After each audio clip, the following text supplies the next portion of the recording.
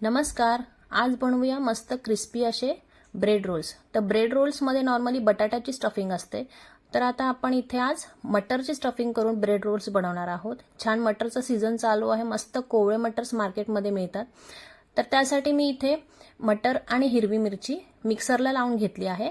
आता आपण याला छान फोडणी देऊया. त्यासाठी मी इथे तेलात जिरं टाकले आहे. जिरं तडतडल्यानंतर त्यात अद्रक लसूणची पेस्ट टाकायची आहे आणि आता ते थोडं परतल्यानंतर त्यामध्ये आपण मिक्सरला लावलेले मटर आणि हे शिजवून घेतलेले 2 बटाटे आहेत ते स्मॅश करून यात टाकले आहेत. याला थोडंसं परतवून घ्यायचं आहे आणि आता आपण यात काही मसाले टाकूया.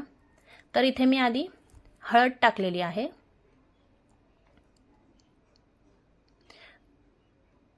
त्यानंतर इथे गरम मसाला टाकला आहे. आता धण्याची पावडर टाकली आहे आणि इथे आमचूर पावडर टाकली आहे. तसंच चवीनुसार मीठ आणि थोडीशी चिरलेली कोथिंबीर. हे सर्व टाकून आता आपल्याला हे छान मिक्स करून घ्यायचं आहे.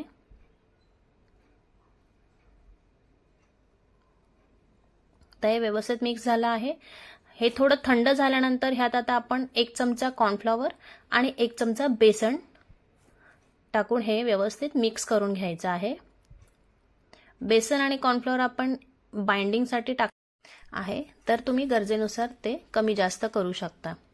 आता इथे आपलं स्टफिंग तयार झालेलं आहे. आता रोल्स बनवण्यासाठी आपण ब्रेडच्या किनार कापून घेतलेल्या आहेत आणि त्याला या प्रकारे पाण्यात डीप करून लगेच त्याला ब्रेडला प्रेस करायचं आहे आणि त्यातलं पाणी काढून घ्यायचं आहे आणि मटरचे जे स्टफिंग आपण बनवलं होतं ते या ब्रेडमध्ये भरून घ्यायचं आहे आणि व्हिडिओत दाखवल्याप्रमाणे ब्रेड पूर्ण बाजूने पॅक करून त्याचा छान रोल बनवून घ्यायचा आहे. हलक्या हाताने दाबून दाबून रोल बनवून घ्यायचा आहे. या प्रकारे आपले रोल आपण इथे बनवून घेतलेले आहेत. आता हे ब्रेड क्रम्स आहेत, जे आपण ब्रेडचे किनार कापल्या होत्या त्यालाच मी मिक्सरला लावून ब्रेड क्रम्स बनवले आहेत.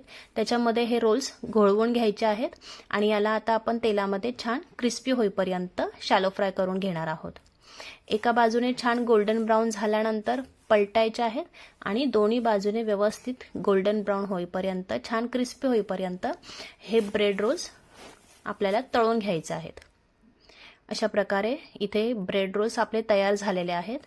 हे तुम्ही सॉस सोबत खाऊ शकता. चवीला अप्रतिम लागतात. एकदा नक्की करून पहा आणि अशा छान नवीन इझी रेसिपी बघण्यासाठी आमच्या चॅनलला नक्की सबस्क्राईब करा. पुन्हा भेटूया नवीन रेसिपीसह. तोपर्यंत बाय. थँक्यू.